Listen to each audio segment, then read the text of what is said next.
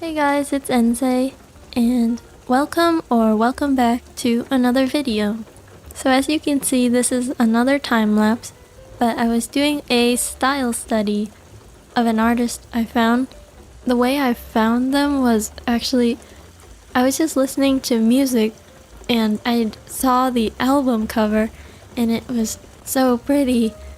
It was like very painterly style. It was like traditional oil on canvas. So I looked it up and I found it. I found the artist and it's actually a digital drawing or digital painting. And what I noticed about the art is that it's very colorful and the colors are super saturated and it's so pretty. So when I was doing my study, I tried to incorporate that in my drawing, but mine looks more like a color pencil drawing than a painting. I don't know why, but yes, it turned out better than I expected, because you start out with a blob and then you build up from that. And I did shoot my own reference, so this is kind of a self-portrait, I guess. So, as usual, I'm not gonna be talking about the actual drawing, I'll just have it in the background. But moving on, it was raining a little while ago for a few days, and I usually don't like rain, but it was so cozy and it sounded really nice. So I recorded it, and that's why there's rain sounds in this video. I'm happy it turned out well. And besides recording my own rain sounds, I've been trying to make my own music, specifically my own background music, because I can play the piano and I learned some other instruments and took music theory in school, so I remember a little bit from those classes. I remember enough to be able to research and remember how to do it. Most things. Not all of it though. But yeah, I love music and art, so now I can put them together in a video. So that's fun. Shifting topics, I want to talk about something that I've come across a lot lately, and it's that people are on social media so often, so many hours of their day, and so I'm still surprised to hear, I guess it's not too surprising, but I am still surprised to hear that people are still comparing themselves to what they see on social media. And people compare their own normal, mundane lives to people who travel so often or have really fancy, cars, food, fancy stuff, expensive stuff. And people who look really attractive, have expensive, fancy clothes or something like that. And, well, I feel like some of the things I say are common knowledge and common sense, but I don't think people actually really think about it, and they think about it and they think about it, but they just see it at the surface level and they don't really think about it. Like how some people post that they're in a new country every 2 months or so, and they go to parties and they have a lot of friends and they seem like they're having such a nice, fun life compared to your boring, mundane, everyday life. But, of course, what they don't show is that they have those days too. Most people also have boring days where they go to work, do their job 9 to 5 or however long, and go home and use their phone and go to bed. But no one really posts about stuff like that. People usually only post their highlights or good things that happen in their life. And I feel like a lot of people know this, but they also forget that that is the reality. So remember that most people also have normal, boring days of their life, and that people usually only post the good things that happen. So try not to beat yourself up about it too much, because I'm sure you have those great days and great moments of your year also. But I also compare myself very often, but I also always have in the back of my mind, or I try to have in the back of my mind, that I don't actually know this person. Not really. So I shouldn't make assumptions on how their life is compared to mine. For me, it's mostly like either traveling or art or music. If someone is really good at something, if they're really skilled at a hobby that you like to do, like drawing, for example, it's good to remember that, or I try to remember that they didn't achieve that success overnight. I mean, unless you're a genius or something, but most of us aren't, and don't assume that they've achieved what you want to achieve just overnight or because they're talented. And remember how they must have put hours into their craft and so much effort, just like you. And you might not get to their level of success, but if you keep trying, you never know. You never know what will happen. And regarding talent, I believe that if someone is talented in something, that talent is such a small part compared to how much work and time they put into their hobby or skill. So try not to be jealous of people who have achieved more than you or are further along in what you want to do. Try not to be jealous, but if you are, try to use it as motivation to improve your own skills instead of just being jealous and pitying yourself and seeing the other person in a bad light, because that's not going to help you. Don't forget about the effort they put in to be at that point, and also the days that they wanted to give up, but they kept with it and pushed past that feeling, and are probably still going through that every once in a while. And I'm sure you go through that too, because it happens. Sometimes you feel like giving up, but I find that when I stick to it and I keep going, I get the results that I want. It used to not always be like that. I'm talking about art, but I've pushed past that feeling so many times, and now I'm at the point where I'm more confident that I will like the results. Because every time I push past that, I get a little better. So don't be too hard on yourself when you're comparing yourselves to others. Try to be more empathetic to them and yourself, and focus on how you can become better. And again, I feel like what I say is really common knowledge, but I encourage you to really think about things more than at the surface level, but not overthink.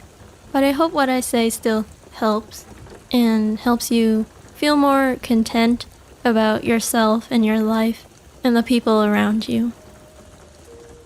I'm not really good at transitioning topics, and I hope it's not too jarring.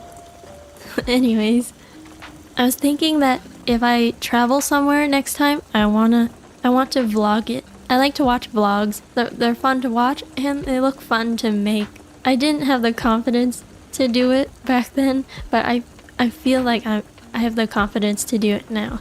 So I will try to record the next time I travel anywhere. So I hope you look forward to that. Also, I don't remember where I learned this, but it's a really, really useful and good trick that I've learned. And I used it when I went to Japan with my friend in 2024. It was really helpful because Japan is so crowded, especially in the city. And it was hard to get through the crowds in the train station or on the side of the street. So I don't remember where I learned this trick. Some video, but I don't remember which one. And I used it. I used this trick, and we got through Japan, through the crowds of people. And the trick is that when you're walking in a crowd and people are also walking, so I call it the look where you're going trick. And it's really simple. Maybe this is a well-known fact, but I'm gonna say it anyways. But when you're walking in a crowd and people are also walking, what you do is you look at where you want to go. So if you want to go ahead, just look straight ahead and people will part for you. The sea of people will literally part for you. Even if you're not walking straight and you're gonna turn left or right or go around something or someone, look where you're going and people move for you and they don't even know that you're using like a psychology trick on them. I think it's because humans subconsciously notice body language, and I also learned this somewhere. I don't know where. I think when I was in driver's education, and it's that if your head will follow wherever your eyes are looking. So if you look to the right or the left, your head will slowly move to that direction. Slowly, but it will move. So I think people just, when you're looking where you're going, they subconsciously think like, oh, they want to go that way, okay, I'm gonna go around them. And it really got us through Japan.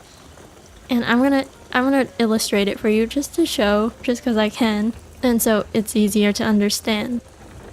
Okay, so let's say this circle is you.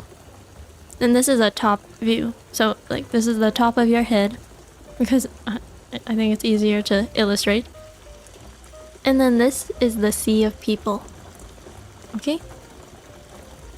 So if you want to go, let's get a new color.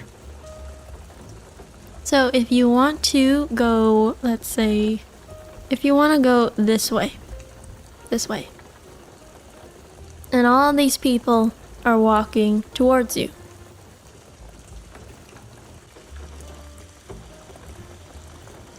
And all these people are walking towards you, but you want to go this way. All you have to do is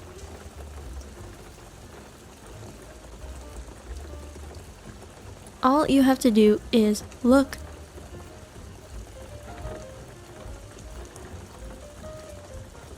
All you have to do is look that way. And this is an eye. You can't tell. Look this way. And these people, they will see.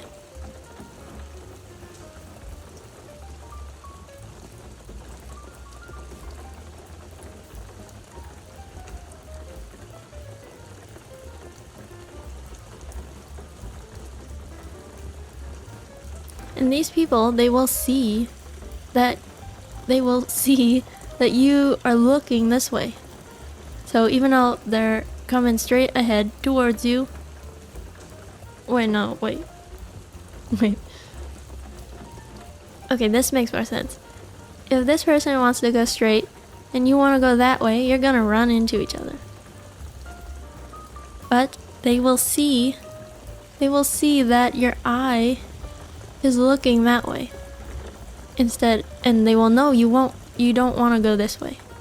So they will literally, and not just them, though, everyone, it's like a hive mind. I notice people are, like, humans really are just a big hive mind. But anyways, that this whole group of people will literally move for you. Oh, this is so scuffed. This whole group of people will literally move for you. And these people too.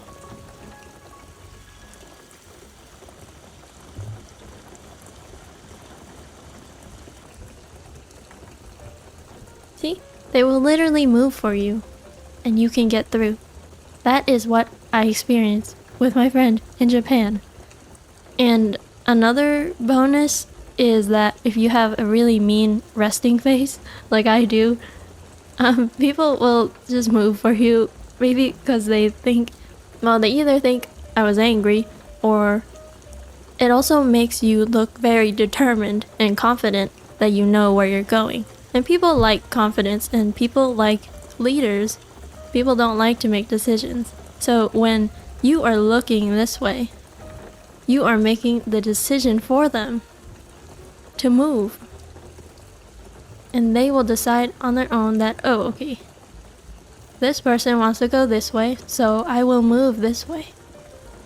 Okay? I think it's pretty simple.